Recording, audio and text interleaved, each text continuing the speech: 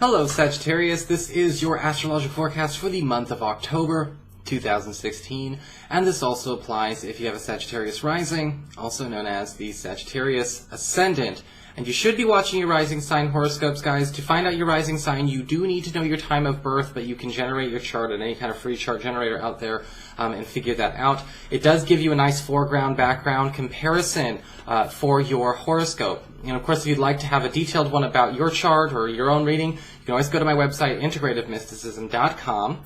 Also, guys, don't forget to check out your bi-weekly horoscopes. I'm doing them differently now. They have astrology included, and it's nice and compartmentalized. The first half of the video is 2 weeks of astrology, and the second half is 2 weeks of tarot. And the astrology covers aspects that are more day-to-day, not so much like, you know, big general horoscopes like this one, so you should check those out too. Whichever one you resonate with, like I said, there's a horoscope for astrology section, a horoscope for tarot section, so, you know, if you like both, that's great. If you prefer one of the other, you are also accommodated for, so, you know, it's no big deal. So let's get started here with your session. Alright, so, October, first off, way more chill month, way more relaxed month than we've had in a while, okay? After the, I'm going to say 16th, 17th of September, things started to ease off. You know, it's been a really hellacious summer for a lot of people, especially the month of August and the first 2 weeks of September. So we're kind of seeing a little bit more of a push for some peace going on here. Now, obviously, we have to participate in that peace, but at least it's there.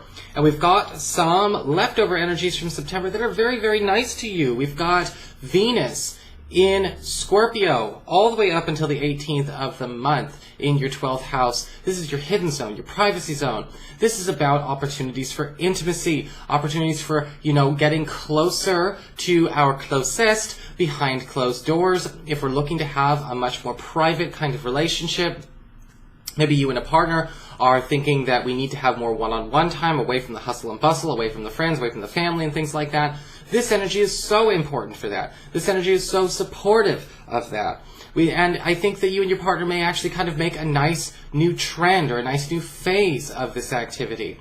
This is also a time to be noticing where opportunities to be discovered for hidden talents and abilities are actually abundant during this time. So make sure that you're showcasing those things. Don't just keep them under wraps. We've also got Mars all month in your second house of earned income.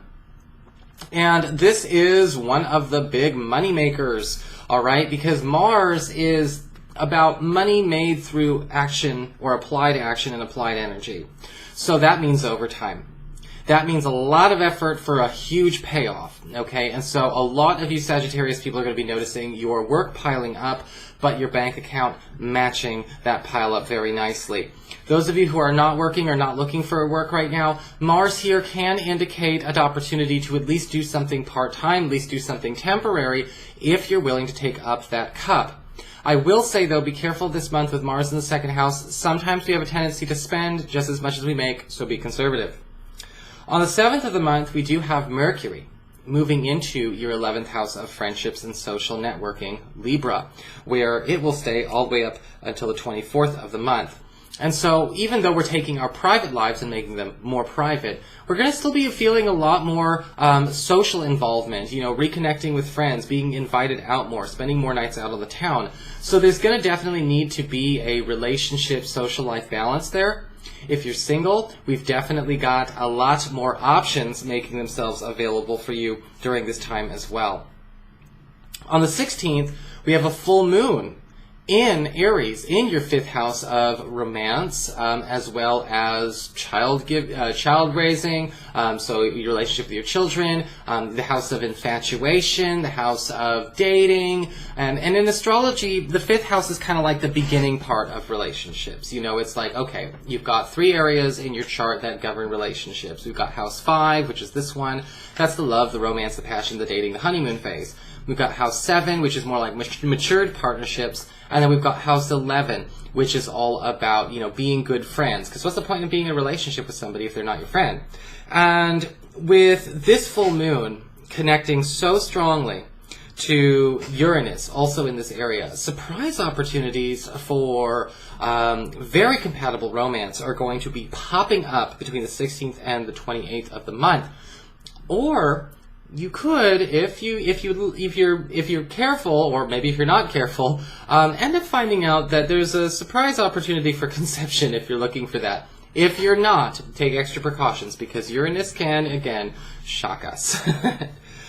On the 18th, you've got Venus moving into your sign, giving you a wild card blessing. Okay, remember, whenever a planet is in your sign, you have that energy of that planet to do with whatever you will. And what is Venus all about? Venus is all about attraction, magnetizing you, drawing things to yourself. All right, it's all about love. It's all about affection. It's all about pleasure. It's also about good luck. And when Venus is in your sign, you're going to be noticing that you are sort of getting picked out of the crowd. People are going to be, actually gravitating towards you. You're going to be standing out a lot more. And if you have special requests to make during this time, people will actually be volunteering themselves, whether it's their services, their assistance, their information. People are going to be a lot easier to work with for you during this time. If you've been setting out to try and start something brand new, like a new business enterprise, or to attract to yourself maybe some extra money, this again, in addition to that Mars, is just going to make for a really good last half of the month. Now, on the 22nd, we've got the Sun moving into Scorpio, into your hidden zone. All right, and we've got Mercury following 2 days after on the 24th. And whenever we have planets in our 12th house, they tend to focus more on, again, behind the scenes, what's going on, in our private life. What are we not showing to the world at large? And a lot of this energy is asking you to take your time and your energy and your most important people, and very much like that, like that energy of, of Venus, kind of bringing people in and attracting them to your most personal space, and opening up, sharing more vulnerability with people. Okay, but also realizing that this is forging stronger bonds than what might be, the surface stuff, the superficial stuff. And with Mercury being in your 12th house, people are going to be more inclined to be vulnerable with you too, sharing personal information. A lot of secrets could be confided in you during this time. We've also got the Sun working on you reconnecting and healing issues with your past. Okay? And this is very important. I think I mentioned it in my little Jupiter in Libra special. Emotions can come with an interest rate. The longer we go without dealing with something, the bigger the problem it is. So much more than the initial issue, And with the Sun here, we're talking about going back and making sure that we're not carrying those kinds of things on our back, that they're not weighing us down, that we still don't have ties to things that are, that are maybe negative or draining or maybe even imposing on the life we want to have in the present. And so from, the 22nd of the month all the way up until the 20th of November, it's a really important time to take a good, hard, honest look at what we might not be done with, that we really need to allow the Sun to heal so we can be over and done with it for good. Mercury in this area is also saying you will have help.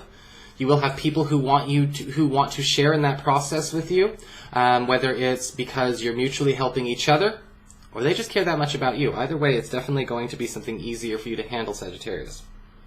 Finally, we've got a new moon in this very same area of your chart.